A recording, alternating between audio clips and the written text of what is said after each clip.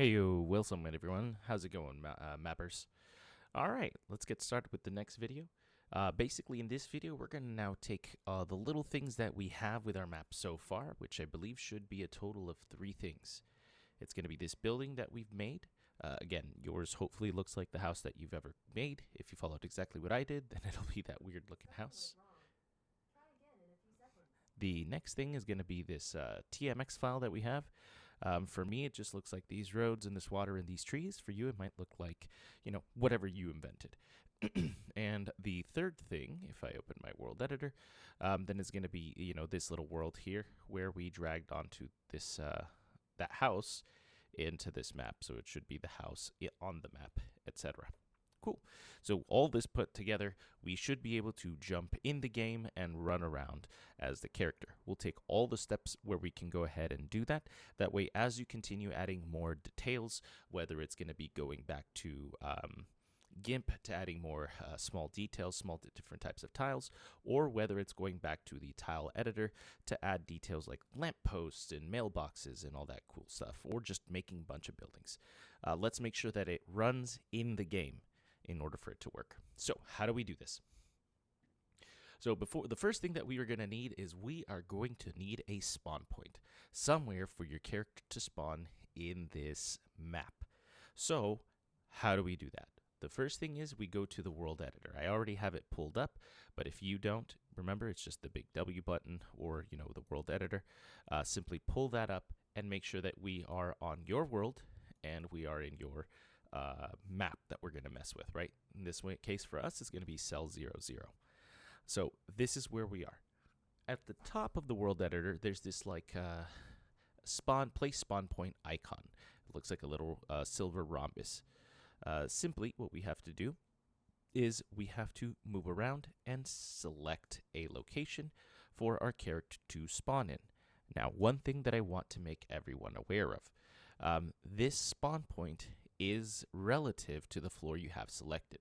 It can be changed with page up and page down, so just be aware that if you accidentally, that button was tapped and you're on some different level, the spawn point will be placed floating, and that will crash your game, because if you cannot spawn somewhere where you're kind of floating in the middle of the air, it'll actually place you somewhere else, and usually it'll crash the game.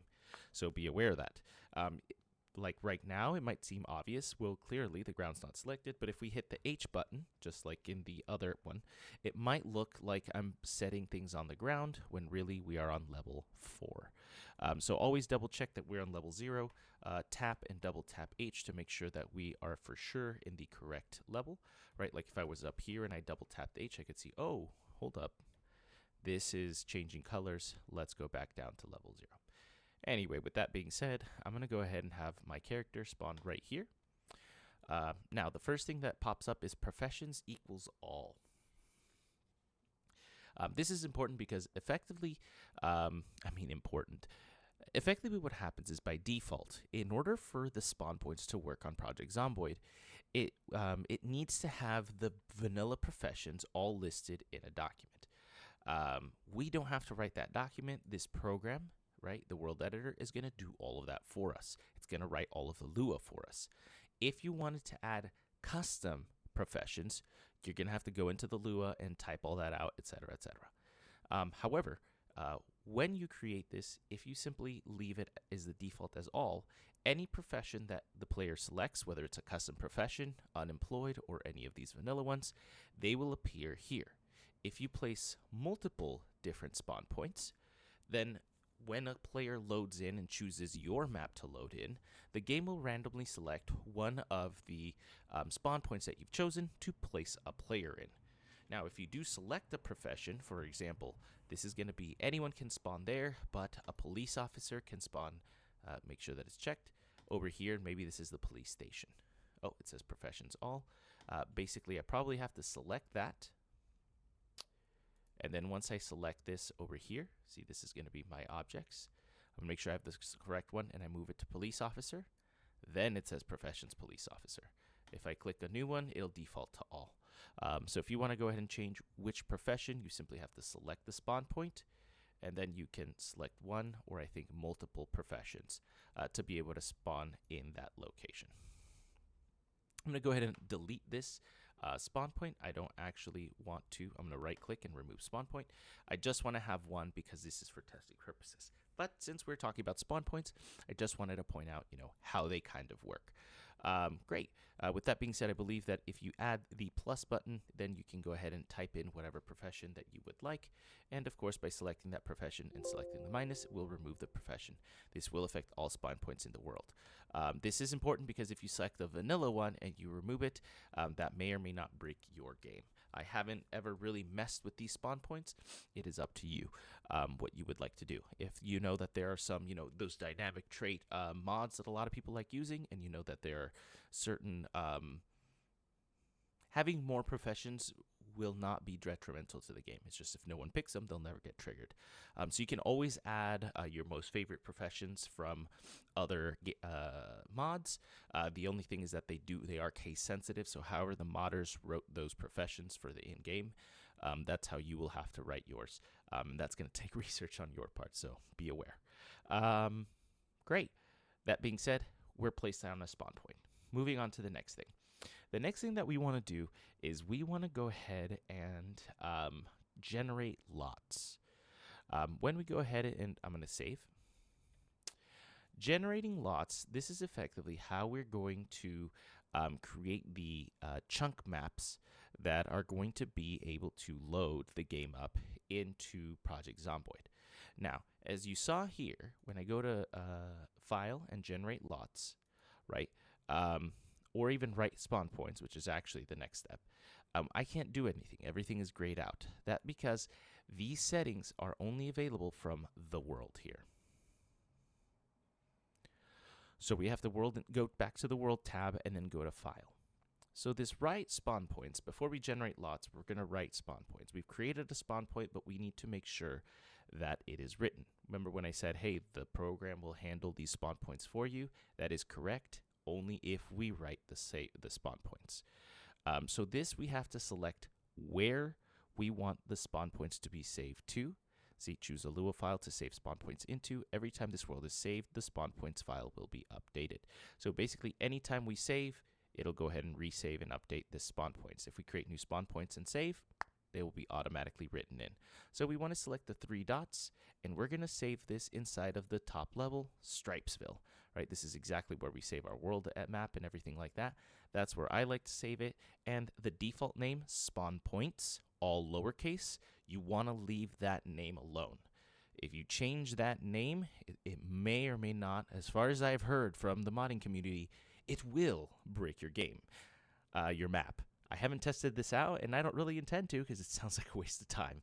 But because there's only one Spawnpoints file per map, just leave it as spawnpoints.lua, or rather just spawnpoints and the .lua will be added. I'm going to hit save. Boom. So that's going to save the location, and I'm going to hit OK.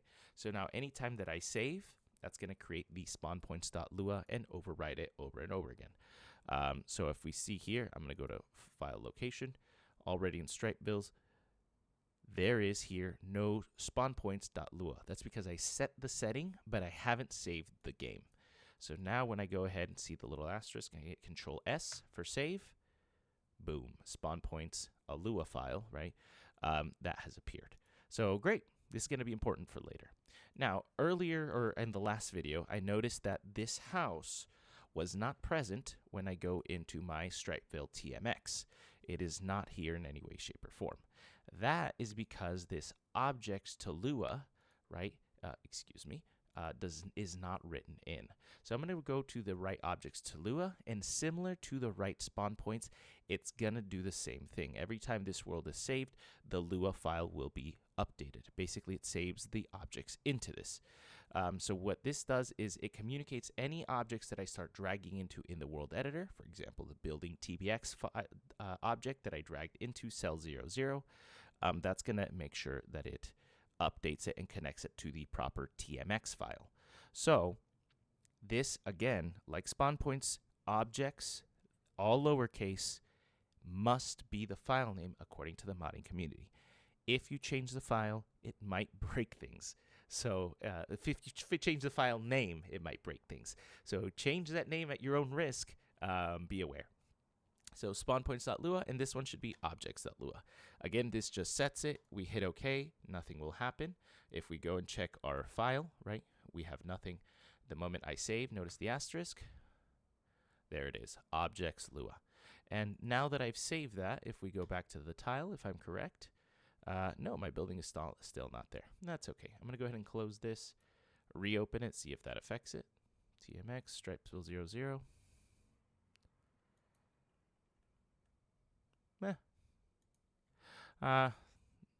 That does concern me because this should be something that is loading up. Let's see. If I right click on this, open in tile Z, what is going to happen? It opens up my code. That's funny.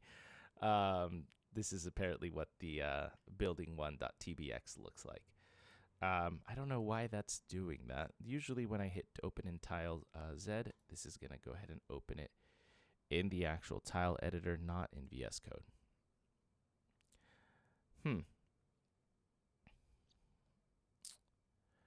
Well,